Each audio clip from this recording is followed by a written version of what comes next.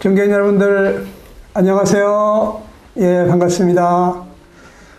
오늘 이 시간에 또 이 자리에 계신 분들과 또 각처에서 유튜브 생방송을 시청하고 계신 사랑하는 여러분들에게 하나님께서 은혜 베푸시기를 간절히 축원합니다. 이 시간은 여러분과 함께 나눌 말씀 제목이 이 시대를 분변하라 하는 말씀으로 여러분들과 함께 나누기를 원하는데요. 하나님의 말씀 한 구절을 우리 같이 한번 읽어보도록 하겠습니다.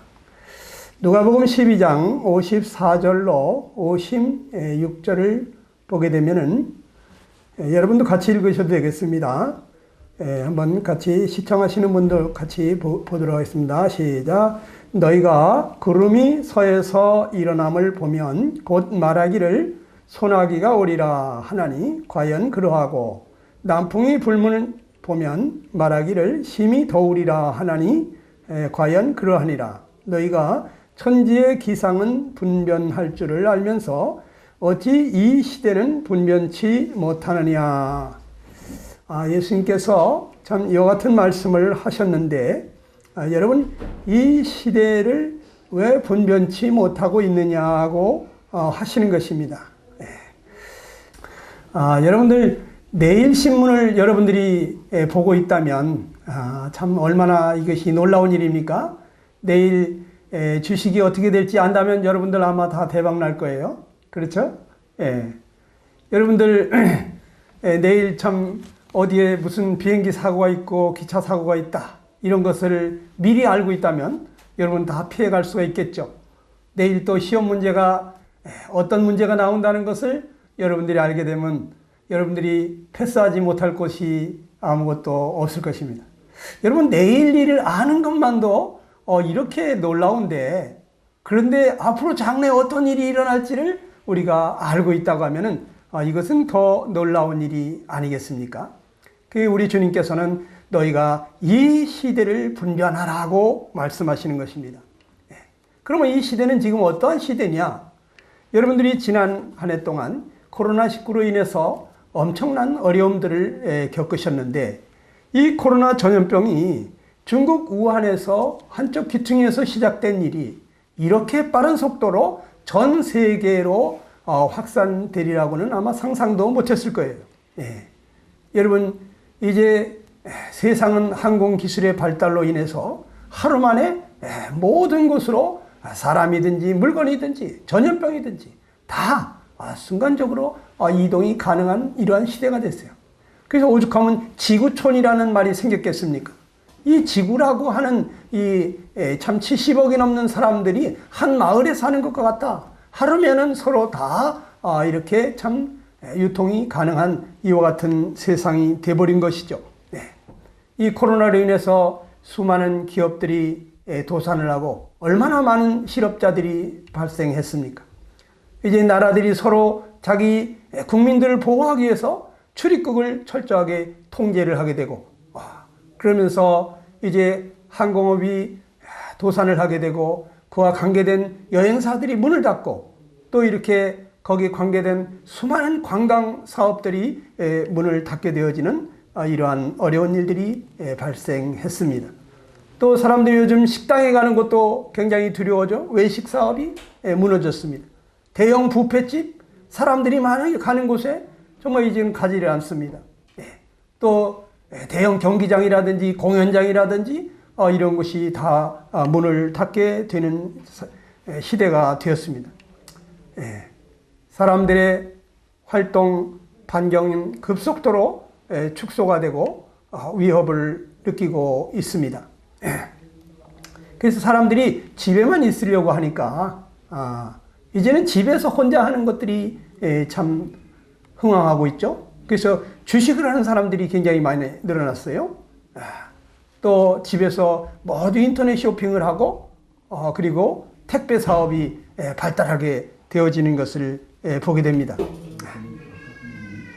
그리고 여러분, 국가에서는 코로나 예방과 치료를 위해서 막대한 재정을 지출하게 되면서 긴급재난지원금이 없이는 살 수가 없는 그런 사람들이 있고, 또 중소기업들이 파산하면서 이제 중소기업 특별 지원금을 수조 원씩 이렇게 주다 보니까 나라가 빚더미에 앉게 되어지고, 이 코로나로 인해서 전 세계적인 재정 지출은 아마 천문학적인 금액이 되지 않을까, 이런 생각이 됩니다.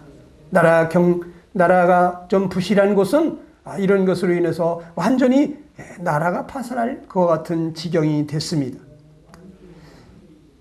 이제 백신이 개발되었다고 하지만은, 그러나 이 한 번 맞아가지고 되는 것도 아니고 두 번, 세 번씩 또 백신을 맞아야 되고, 또 더 강력한 그런 돌연변이들이 발생한다고 하니까 사람들의 마음 가운데 참 늘 불안함과 미래에 대한 그러한 공포, 두려움이 있는 것을 보게 되는 것입니다. 이 코로나로 인해서 시대가 자꾸 달라지고 있습니다. 빌 게이츠가 5년 전에 이런 예언을 했는데요. 전쟁보다 무서운 것이 전염병이다 그랬어요.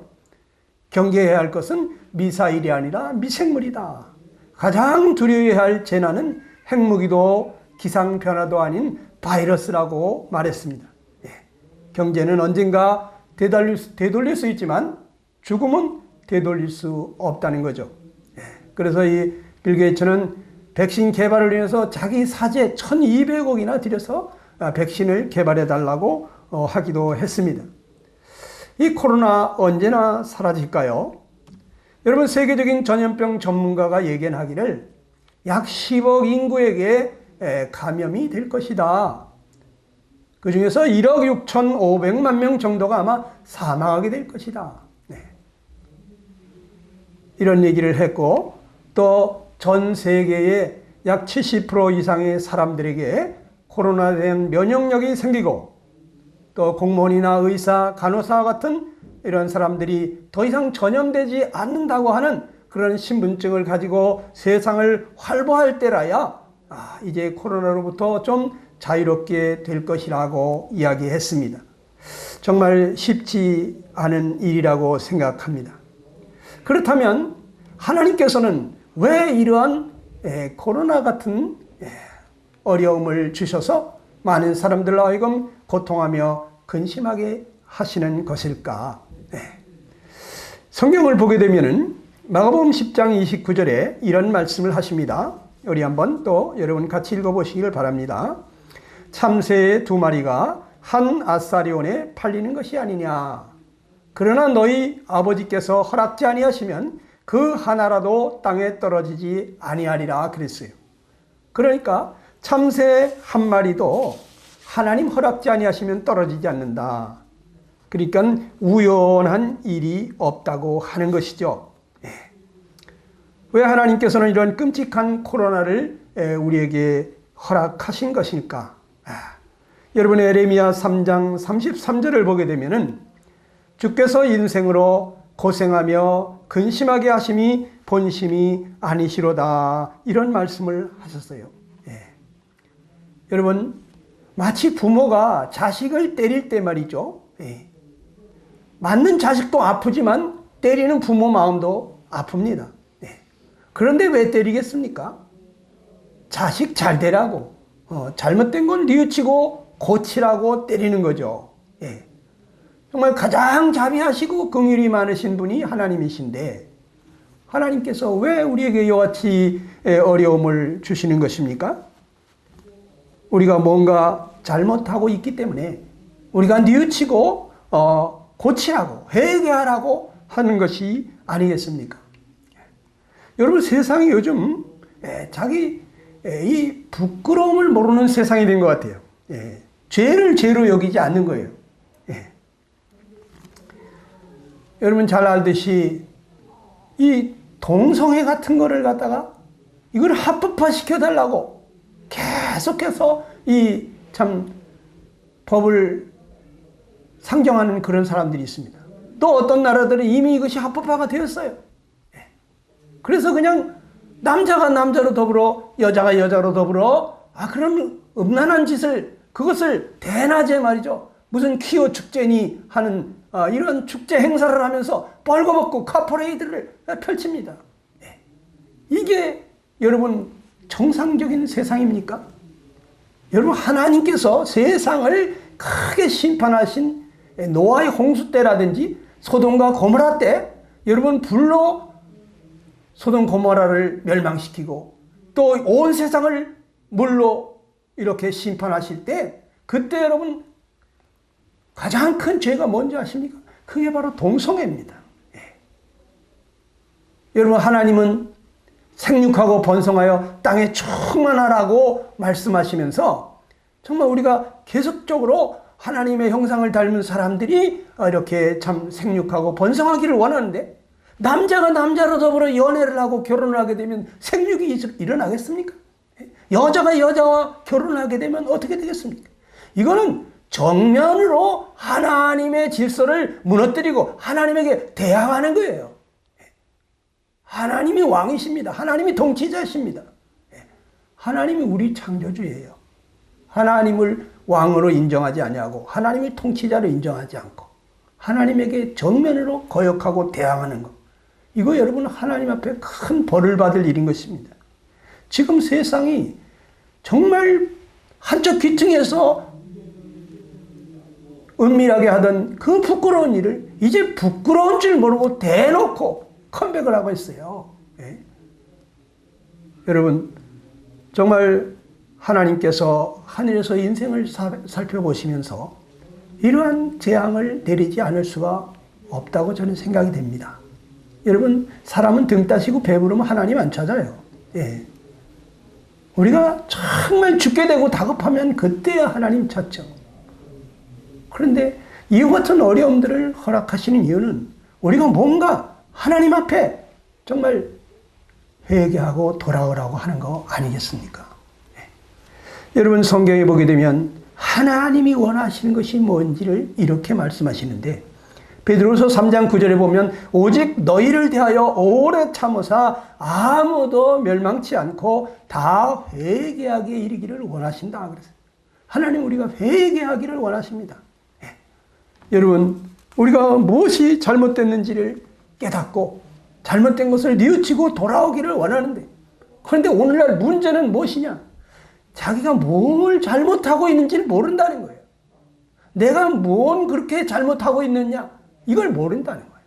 여러분 세상에 자식이 부모를 몰라보는 거 이거 불효막심한 거 아닙니까? 그런데 부모를 통해서 우리에게 참 생명을 주신 창조주 하나님, 생명의 주인 되신 하나님을 몰라보고 하나님을 대항하고 하나님이 어디 있느냐? 마치 투명인간 취급을 하니까 하나님을 이렇게 업신여기고 경히 여기는 거 이게 얼마나 큰 죄인지 여러분 아십니까? 여러분 누가 여러분들을 갖다가 투명인간 취급해 보세요. 얼마나 기분이 안 좋겠습니까? 군대에서 그런 일이 있다잖아요. 본연이 여기 사람이 있는데 식판을 들고 가면서 그냥 식판에 음식물을 짬밥 버리듯이 머리에다가 흘리고 지나간다는 거예요. 그럼 그 군병이 뭐라 그러겠어요? 여기 사람이 있는데 왜 이러냐고 그럴 거 아닙니까? 너 거기 있었냐? 이게 바로 투명인간 취급하는 겁니다.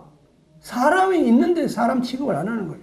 근데 하나님이 번연히 살아계신데 하나님을 하나님으로 인정하지 않고 하나님이 어디 있느냐 이러고 있으니까 이것이 여러분 얼마나 큰 죄입니까?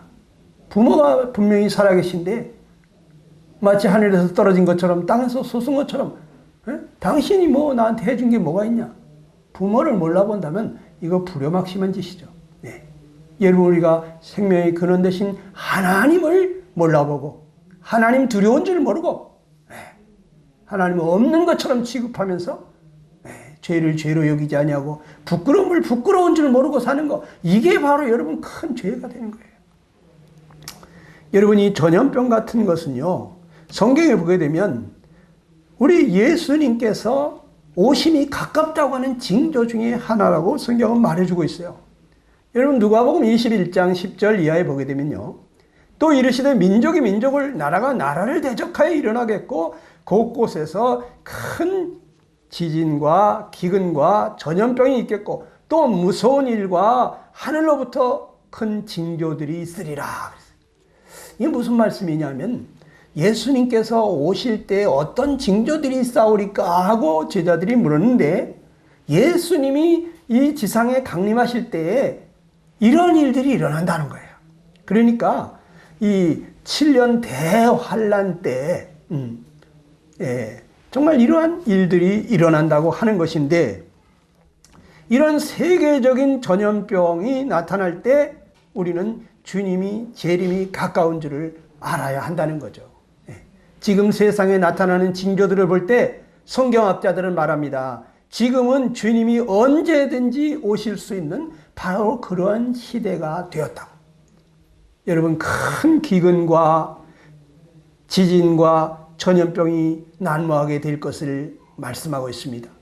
예수님 재림하시기 전에. 여러분, 지진으로 인해 가지고 이런 거대한 아파트들이 그냥 무너지고, 여러분 이 보십시오. 이 고가도로가 그냥 휴지 쪼가리 구겨진 것처럼 구겨져 버렸습니다. 여러분, 세상에 지진이 점점 더 많습니다. 이 철근 콘크리트로 만들었을 텐데 엿가락 휘어지듯이 건물이 다 이렇게 휘어져 쓰러집니다. 이게 무엇을 얘기하느냐? 예전보다 점점 더 지진의 강도가 세지고 있다고 하는 얘기예요. 전 세계 지진 발생 그 규모나 횟수를 보게 되면요, 2000년도, 2001년도 이때에 1385회 규모 5.0 이상 지진이 있었다. 그런데 지금은 어떠냐? 2007년도 통계는 2190번이나 이렇게 지진이 강도가 센 지진들이 일어나고 있다. 또 규모 8.0 이상의 이 어마어마한 지진도 2000년도에 한 번 일어났다면 지금 2007년도 7년 만에 4번씩이나 일어나고 있다는 거죠. 마치 집이 오래되면 여기저기 금이 가고 또 허물어지는 것처럼 이 지구 땅덩어리가 이제 오랜 세월을 거듭하면서 여기저기 자꾸 금이 가는 것과 같은 것이죠. 여러분, 우리나라는 지진으로부터 안전지대인 줄 알았어요. 그런데 여러분, 1978년도만 해도 말이죠, 그때만 해도 남북한 다 합해서 지진이 한 20번 정도밖에 없었습니다. 그런데 2014년도 통계를 보니까 이게 벌써 90번이 넘었어요. 4배, 5배 이렇게 한반도에도 지진 발생이 많아지고 있습니다. 왜 이렇게 지진이 점점 많아지나? 주님이 재림하실 때가 가까워질수록 그렇게 된다고 그랬어요. 앞으로 더 큰 지진이 일어날 것입니다. 또 기근이 많아질 거라고 말했어요. 여러분, 지금 전 세계에 기근으로 죽어가는 어린아이들이 또 얼마나 많습니까? 여러분, 아프리카뿐만 아니라 전 세계의 지진으로 인해서 지금 고통하는 사람들이 통계를 보게 되면은 세계 각국 기아 비율 현황을 보니까 아프리카 쪽이 제일 많습니다만은 북한도 뭐 36%나 됩니다. 그리고 이 1초에 5명의 어린이들이 굶어 죽어가고 있다는 거예요. 와, 1초에 5명씩이나 똑딱하는 사이에 죽어가고 있다. 어디서는 배불러 죽겠다고 하는데 어디서는 이렇게 배고파서 죽어가고 있다고 하는 거죠. 이렇게 기아가 많이 있는데 우리는 내게 일어나고 있는 일이 아니기 때문에 전혀 감지를 못하고 있는 것입니다. 여러분이 코로나 전염병은 또 어떻습니까? 주님이 재림하시기 전에 이 전염병, 기근, 지진, 나라와 나라, 민족이 민족을 대적하여 일어나는 이런 재앙들이 일어날 것을 말씀하시는데요. 이 코로나로 인해서 얼마나 많은 사람들이 어려움을 당하고 있습니까? 전철이나 여러분 길거리 나가보세요. 마스크 쓰지 않은 사람을 찾아볼 수가 없습니다. 여러분, 우리 마스크 구하기 위해서 약국 앞에서 줄 섰었잖아요. 지금 마스크를 어마어마하게 대량 생산하고 있습니다만은 여러분, 전 세계에 코로나가 없는 나라가 없을 정도로 지금 그렇게 온 세상으로 퍼졌습니다. 제가 며칠 전에 코로나 실시간 상황판을 보니까 여러분, 이게 4월 20일자 통계입니다. 확진자가 1억 4,293만 명. 1억 4천만 명이 넘었어요, 확진자가. 그리고 사망한 사람들이 304만 명이 넘었습니다. 예. 그런데 이게요, 통계로 잡히지 않는 사람들이 더 많다는 거예요. 제가 어저께 필리핀 선교사로부터 이렇게 메일을 받았습니다. 근데 필리핀이요, 매일같이 하루에 10,000명 이상 확진자가 나오고 있다는 거예요. 10,000명씩이나. 우리 지금 700명, 800명 나오는데도 난리가 나지 않습니까? 매일 10,000명 이상. 그 집계가 안 되는 거예요. 여러분, 캄보디아 또는 미얀마, 저 아프리카, 여러분 검진도 못 해보고 그냥 아프다 죽는 겁니다. 그런데 사람들은 이 마지막 때가 되면은요, 말세에 안전 불감증에 걸린 사람들이 많다고 하는 거예요. 데살로니가전서 5장 1절 이하에 보게 되니까, 형제들아, 때와 시기에 관하여 너희에게 쓸 것이 없으면 주의 날이 밤에 도적같이 이를 줄을 너희가 자세히 알미라 그랬어요. 저희가 평안하다 안전하다 할 그때에 잉태된 여자에게 해산 고통이 이름과 같이 멸망이 호련히 저에게 이르니니 결단코 피하지 못하리라 그랬습니다. 여러분, 예수님이 오실 때 그 오시기 직전에 평안하다 안전하다, 사람들이 자기가 지금 이렇게 살기 좋은데 뭐 그런 일이 있겠느냐, 아이 먹고 마셔, 취하자, 놀자, 즐기자는 거예요. 여러분, 무슨 그런 일이 일어나겠느냐 생각하는 겁니다. 그런데요, 여러분, 임신한 여자가 여기 보면은 뭐라 그랬습니까? 잉태된 여자에게 해산 고통이 이름같이 멸망이 호련히 온다. 여러분, 산모가 출산하기 전에 출산 징조가 있지 않습니까? 처음에는 뭐 1시간 간격으로 진통이 오다가, 나중에는 막 30분 간격, 10분 간격, 나중에는 초 단위 간격으로 오다가 갑자기 아이가 출산하지 않습니까? 여러분, 지금 성경에 말하고 있는 그러한 징조들이 이것이 뜸하게 나타나다가 점점 자주 나타나게 되어지는 현상, 이건 뭐냐? 바로 예수님 재림하실 날이 가까웠다고 하는 징조들이에요. 또 여기 주의 날이 밤에 도적같이 임한다 그랬어요. 밤에 도적이 올 때, 누가 오늘 저녁에 도적이 올 줄 알고 도적 맞습니까? 아이고, 오늘 무슨 도적이 오겠어? 그냥 자자. 그리고 이렇게 평안히 자고 있는데 도적이 아주 그냥 살짝 왔다 가지 않습니까? 갑자기 오는 거예요. 다 자고 있을 때, 평안하다 안전하다 할 때. 여러분, 예수님 재림하실 때도 그렇다는 거예요. 그 예수님 재림하셔가지고 공중에까지 먼저 오시는 재림이 있습니다. 그때 믿는 사람들이 하늘로 올라갈 것입니다. 그리고 이 세상엔 7년간 대환란이 있는데, 그 7년 환란 끝날 때 예수님이 다시 재림하시는데, 그때는 이스라엘 감람산에 강림하신다고 스가랴서에 그렇게 말씀하고 있어요. 여러분, 마태복음 24장에 주님이 이런 말씀을 하십니다. 21절 보면 그때 큰 환란이 있겠다. 7년 환란을 말씀하시는 겁니다. 근데 창세로부터 지금까지 이런 환란이 없었고 후에도 없으리라, 이렇게 말해요. 이 세상이 만들어진 이후로 지금까지 이런 환란은 없었다는 거예요. 정말 끔찍한 그런 전무후무한 그러한 환란이 온다고 하는 것입니다. 여러분, 요한계시록 6장부터 19장까지 이 환란 때 어떤 일들이 일어날지 잘 기록이 되어 있는데요. 집에 가셔가지고 오늘 한번 기도하면서 꼭 읽어보시기 바랍니다. 요한계시록, 성경 마지막 책이죠.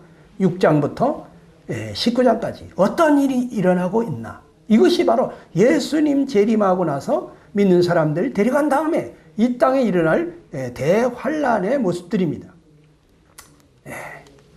성경은 이 전염병에 대해서 또 이런 말씀을 하시는데요. 역대하 7장 13절 14절입니다. 내가 하늘을 닫고 비를 내리지 아니하거나 혹 메뚜기들에게 토산을 먹게 하거나 혹 전염병이 내 백성 가운데서 유행하게 할 때에 내 이름으로 일컫는 내 백성이 그들의 악한 길에서 떠나 스스로 낮추고 기도하여 내 얼굴을 찾으면 내가 하늘에서 듣고 그들의 죄를 사하고 그들의 땅을 고칠 것이라고 하셨어요. 그러니까 이 전염병이 유행하게 되는 거, 이거 하나님의 섭리 가운데 있다는 거예요. 하나님께서는 우리 사람들이 악한 길에서 떠나서 스스로 낮추고 기도하여 하나님의 얼굴을 찾기를 바라시는 것이, 마치 신부를 사랑하는 신랑이 신부에게 나만 봐, 나만 사랑해 주기를 바라는 것과 같은 것입니다. 하나님은 우리를 얼마나 사랑하시면 독생자까지 주셨습니까? 독생자는요, 온 우주가 다이아몬드라도 안 바꾸는 분이에요. 하나님이 그렇게 사랑하시고 기뻐하시는 아드님을 희생하시면서 우리를 구원하시려고 하시는 이 엄청난 사랑을 베푸셨는데도 불구하고 우리가 하나님을 사랑하지 않고 여전히 우리가 참 하나님을 대적하는 자의 삶을 산다고 할 것 같으면 이건 정말 하나님께서 노여하지 않을 수가 없는 것입니다. 우리가 악한 길에서 떠나 스스로 낮추고 기도하여 하나님의 얼굴을 찾으면 하나님께서 우리 죄를 사하시고 우리 땅을 고친다고 말씀하셨어요. 오직 하나님의 얼굴을 구하는 사람, 소망을 하나님께 두는 사람을 찾으시는 것입니다. 하나님께서는 우리가 세상이 줄 수 없는 그러한 하나님의 평화, 하나님이 주시는 그 기쁨, 이거 주기를 원하셔요. 그런데 나는 이 세상을 사랑하면서 육신을 쫓아가고 있진 않은가? 여러분, 이게 하나님과 원수 지는 거라고 했거든요. 세상을 쫓아가고 또 육신을 쫓아가는 거. 여러분 그렇게 생각 안 하죠? 예. 여러분, 이 세상이 하나님의 아들을 십자가에 못 박은 것입니다. 예. 여러분, 육신 안에 죄성이 있습니다. 그 죄를 쫓아가는 것을 얘기하는 것입니다. 우리가 이 죄악을 쫓아 살아가는 거, 육신의 쾌락을 쫓아가는 거, 정말 우리가 정말 이 세상 사랑하는 거, 물론 세상을 떠나라는 얘기 아닙니다. 세상에서 우리가 정말 하나님을 사랑하고 이웃을 내 몸처럼 사랑하면서 모든 사람의 유익을 구하고 기쁨을 구하고 다른 사람을 내 몸처럼 그렇게 사랑하면서 살아야죠. 예? 나를 위해서 세상 사람들을 이용하는 게 아니고, 예? 여러분, 이것이 하나님과 원수 맺는 것인데도 모르고 있다는 거예요. 여러분 중에 하나도 하나님과 원수 맺고 싶은 사람 없잖아요. 그렇죠? 하나님과 다 잘 지내고 싶죠? 그런데 우리가 하나님과 원수 맺고 있으면서도 모른다는 거예요. 여러분, 지금은 회개하고 돌아올 때인 것입니다. 이 시대가 어느 때입니까? 지금은 하나님께서 은혜를 베푸시는 때라고 말합니다. 우리가 하나님과 함께 일하는 자로서 너희를 권하노니 하나님의 은혜를 헛되이 받지 말라. 이르시되 내가 은혜 베풀 때 너희에게 듣고 구원의 날에 너를 도왔다. 그러면서 보라, 지금은 은혜 받을 만한 때요, 보라, 지금은 구원의 날이로다 그랬어요. 지금은 하나님께 회개하고 돌아오면 하나님이 다 받아주십니다. 네. 구원해 주십니다. 그러나 여러분, 질병 환난 때는 말이죠, 여러분이 구원받기 위해서는 순교를 해야 돼요. 네. 왜? 적그리스도가 지배하는 세상이기 때문에 적그리스도가 자기에게 숭배하지 않으면, 자기를 따르지 않으면 다 죽이는 거예요. 여러분, 목숨을 걸어야 돼요. 그러나 지금은 그렇지 않아요. 지금은 정말 우리가 자기 죄를 깨닫고 뉘우치고 돌아오면 하나님 다 받아주시는 거예요. 보라, 지금은 은혜 받을 만한 때다. 보라, 지금이 구원의 날이라는 거예요. 여러분, 어떤 사람들이 나중에 믿으면 되지, 예? 정말 성경이 말하는 그것이 다 예수님 재림하고 7년 환란이 일어나는 것이 사실인지 내가 보고 나서 믿을게, 그런 사람이 있을지도 모르겠어요. 여러분, 그런데 7년 환란 때는요, 구원받기 정말 어려워요. 왠지 아십니까? 성경에 보게 되면 악한 자의 나타남은 사탄의 활동을 따라서 모든 능력과 표적과 거짓 기적과 불의의 모든 속임으로 멸망하는 자들에게 있으리니 그랬어요. 이는 그들이 진리의 사랑을 받지 아니하여 구원함을 받지 못함이라 그랬습니다. 이러므로 하나님이 미혹의 역사를 그들에게 보내사 거짓 것을 믿게 하심은 진리를 믿지 않고 불의를 좋아하는 모든 자들로 하여금 심판을 받게 하려 하심이라 그랬습니다. 여러분, 우리가 진리의 사랑을 받아들이지 아니하고 이것을 가볍게 여기잖아요. 그 구원받지 못한 사람들이 있죠. 하나님이 미혹을 역사하게 합니다. 예. 그래가지고 거짓 것을 믿게 하신다는 거예요. 왜? 진리를 믿지 않고 불의를 좋아하니까. 그래서 그런 사람들 다 심판받게 하시려고 한다는 거예요. 여러분, 정말 우리가 양심을 따라서 우리가 하나님의 말씀 앞에서 내가 죄인인 줄 알고 하나님 앞에 회개하고 나오는 사람을 받아주는 거예요. 무슨 표적이나 기적을 보고 돌아오는 거, 그건 누구든지 하는 거예요. 네? 여러분, 그런 욕심꾸러기들을 천국에서 받아주는 것이 아닙니다. 네. 여러분, 사도행전 2장 38절 말씀으로 마치고자 하는데요. 너희가 회개하여 각각 예수 그리스도의 이름으로 세례를 받고 죄사함을 받으라. 그리하면 성령의 선물을 받으리라 그러셨어요. 여러분, 우리가 정말 하나님 앞에서 하나님이 내 생명의 주인이신데 하나님을 몰라보고 정말 내 마음대로, 내 마음 믿고 산다, 양심대로 산다고 하면서도, 그러면서도 여전히 양심대로 살지 못하면서, 그러면서 자기 합리화를 시키면서 그래도 나는 양심대로 살려고 했어, 이를 자유자족하면서 회개치 않는 것, 여러분 회개해야 됩니다. 우리는 다 정말 양심대로 바르게 살고 싶습니다. 그런데 잘 됩니까? 잘 되지 않잖아요. 하나님 앞에 기도하십시다. 하나님, 나는 죄인입니다. 하나님, 나를 불쌍히 여겨주십시오. 하나님, 저는 바르게 살고 싶은데 잘 되지 않습니다. 정말 하나님이 계시다면 저도 하나님 믿고 싶습니다. 그러나 제가 잘 알지 못해서 그리하였습니다. 하나님, 나를 불쌍히 여겨주십시오. 나를 이 죄에서 건져주십시오. 나를 긍휼히 여겨주십시오. 여러분, 이 시간 기도하시기 바랍니다. 여러분, 이 시간 마치기 전에 여러분 잠깐 고개 숙여서 주님 앞에, 하나님, 나를 불쌍히 여겨주십시오. 내가 죄인입니다. 하나님 앞에 기도 올리시기를 바랍니다. 감사합니다.